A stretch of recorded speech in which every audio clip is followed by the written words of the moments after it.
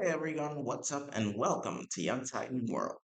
Today we're gonna be reviewing Gotham Knights. Now I'm gonna try to be as simple as possible, okay? Because tendency to ramble in this situation is very gross. I wouldn't want to bore you with the details as to how Gotham Knights is to be. But honestly, the first time I got to hear of Gotham Knights, I hoped and wished that it was going to be a promising series, have interesting seasons.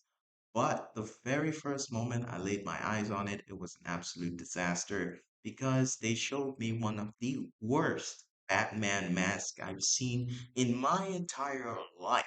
In the history of forever, I've never seen any Batman mask made me so unwilling to continue with the DC comics as that one would, or did, or does. It was terrible. Okay, it was very terrible, and it made me question what Gotham Knights had installed. I don't know what stopped them from using the number of Batman masks that have been used throughout history, even certain old ones. You could go far back as Michael Keaton's mask, and it would be okay.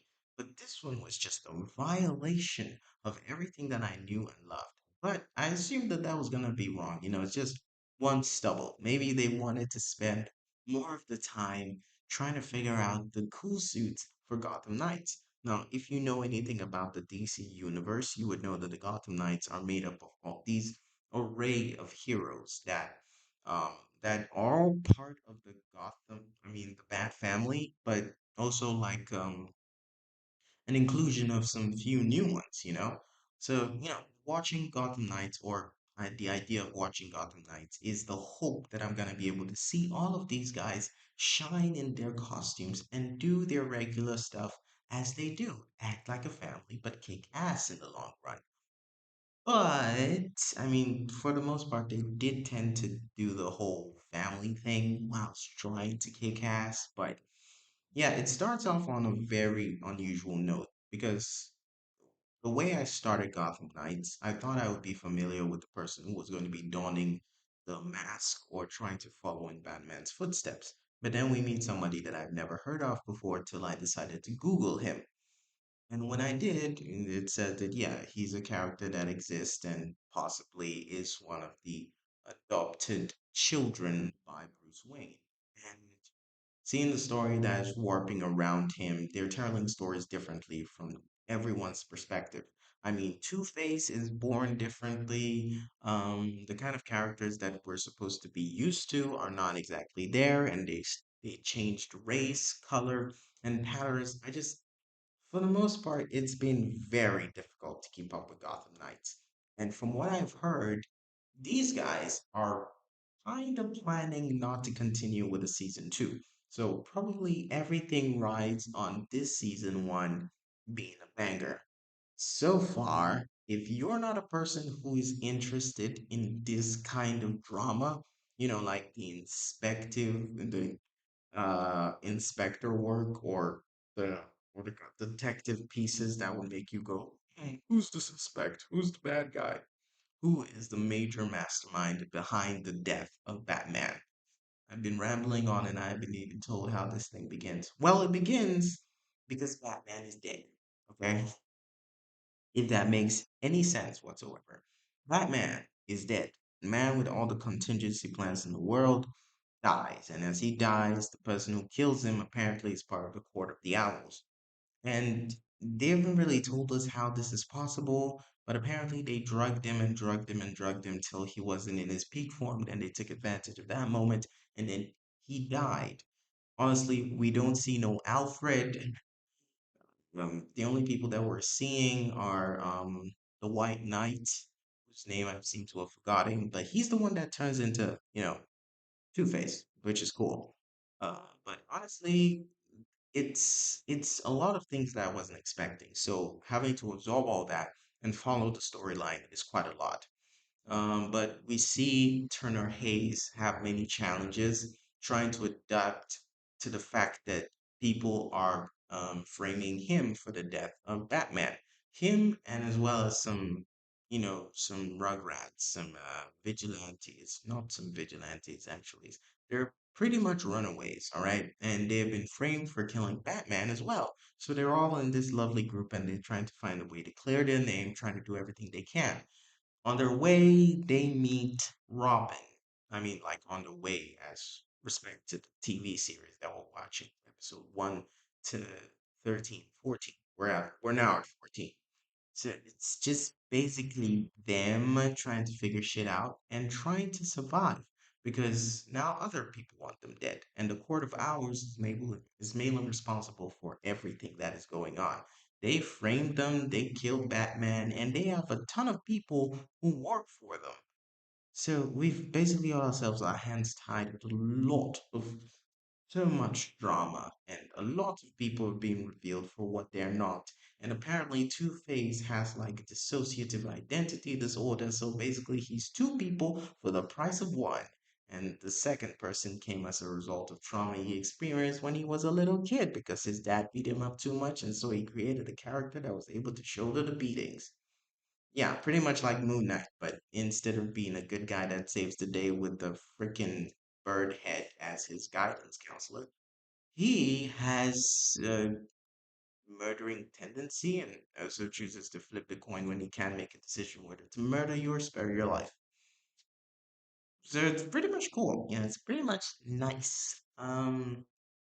Anyways, things are getting a lot heated up where we've gotten to see um Two Face's real identity, which, you know, kind of, I don't know, it's a TV series, so I'm gonna have to hand it to them. I obviously don't expect TV series to be better than an actual movie, so maybe I should stop comparing this Two Face to the Two Face that exists in The Last Night or The Dark Knight. Yes, The Dark Knight. Anyways, uh, yeah, so far I would say if you want to follow a very diverse kind of storyline that is very interesting and kind of gives a little bit of a headlight to a lot of different roles and a lot of responsibility to actors that I wouldn't say are publicly famous. Okay, probably they made some small ass TV series somewhere and I never knew about it, but it definitely gives them a sort of spotlight to shine. And if these roles go well for them, then they go on to the big money. However, if you're a person who wants to follow the basic kind of comics that DC usually goes for, this would fall out of it because Robin's costume does not look like a costume, does as it does look like a jumpsuit. Okay, and the the symbol is not even a symbol. It's more like a batarang that she strapped to her shoulder. It's like downgraded. Okay, there's a lot of downgrading going on. I don't know if it's because season one is just supposed to introduce the characters and then let them ease into their super suits.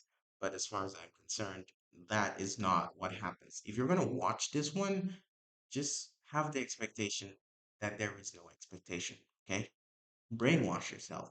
Consider yourself never hearing of the DC universe and never coming into contact with the Bat family, and never having any idea what any of the characters are or what they do or what their essence is, and just go into it blindsided because it probably would help you appreciate the characters more than having a specific concept of what the DC universe is.